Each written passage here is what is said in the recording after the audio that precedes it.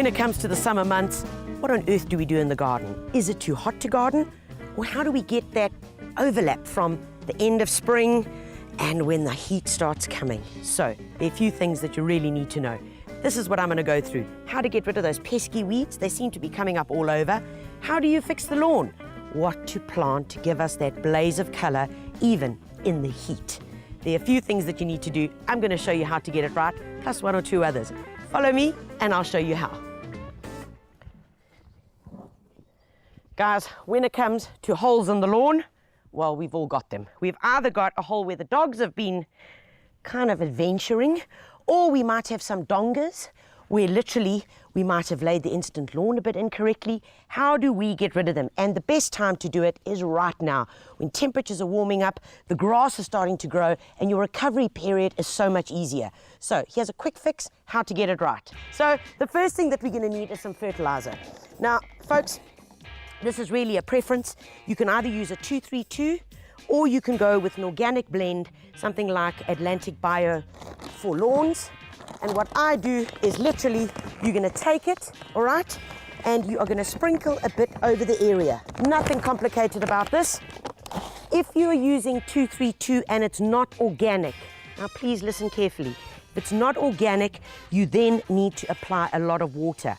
If, however, you are using an organic fertilizer, you don't even need to water once this process is done.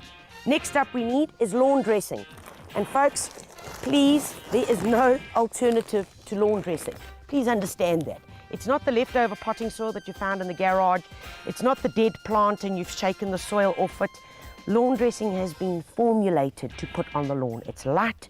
It's been sieved to have a very, very small piece of bark. It's got a bit of additives in it, some river sand, and it's weed-free. So very important to rather invest the money and buy 1 or 2 bags of lawn dressing. And then we use a DIY implement. It's a spirit level, and all you do is you use your existing lawn on either side so that you can get it nice and level. There we go. And you know, with lawn growing so quickly, literally within a week, you will see this emerging. And in the area where the donga was, obviously that's just going to grow and close through.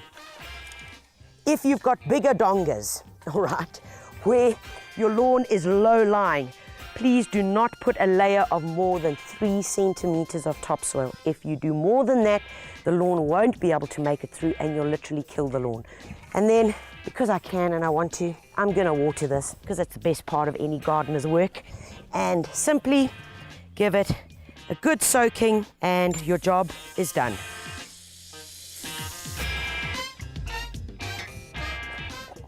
When it comes to weeds in the lawn, well, it's all out war. And I get you, and I'm with you on that one. Because when they emerge, boy, you are frightened and horrified by the amount of weeds that there are. And the problem is, during winter, the weeds really take over because they cope with the cooler climate.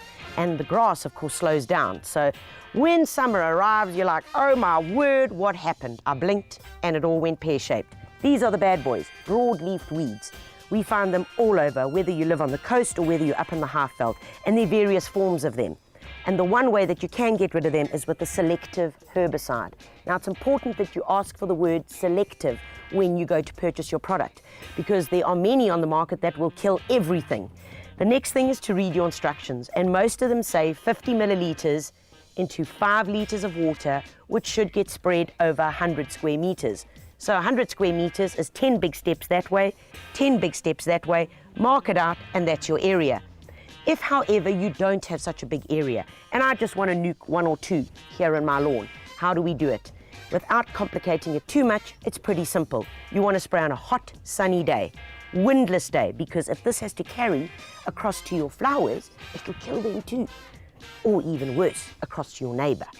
And the most important thing, keep your cats and dogs off the lawn for an hour. That's all you need, 1 hour until it's dried. You don't need to stress any further. And then, this is how we go about it. It's really important that when you're applying the spray, especially in selected areas, that you only go over the weeds once, in one single motion. So guys, when it comes to weeds in paving, on your driveway, or even in your garden bed that you want to get rid of. And especially when I'm talking about are those dreadful little onion weeds with the white flowers on the top. But right here I've got a perfect example of it. We have got weeds growing in amongst some gravel, and that's just irritating me to death. So what do? We use some of this stuff. It's Roundup Gel, and it's pretty simple. You just click it here, and all you do is you touch it. Just touch the weed. And this weed's going to be dead in like 5 days' time. Next one, all you do is click and touch it. You don't have to smother the plant in the gel, please, very importantly. It's not like you're trying to cover entire leaf. The important thing as well is that it only kills the weed that it applies. It does not affect the soil around it, so in your garden beds you can confidently use it. And especially what comes to mind is garden beds with roses full of perennials, and you get 1 or 2 weeds popping up that you don't want to be there. Give it a try, it works like a charm.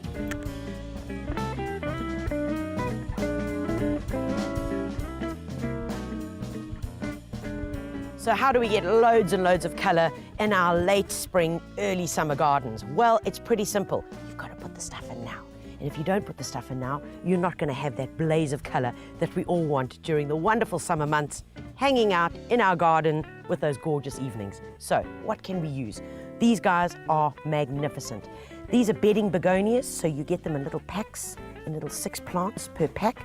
And you get the brown leaf ones and the green leaf ones. Folks, the brown leaf ones can grow in full sun. The green leafed ones prefer a bit of shade. Gazanias. I mean, these are just beautiful. Look at them. They are so, so cute. They smile at you. Look at the insides here.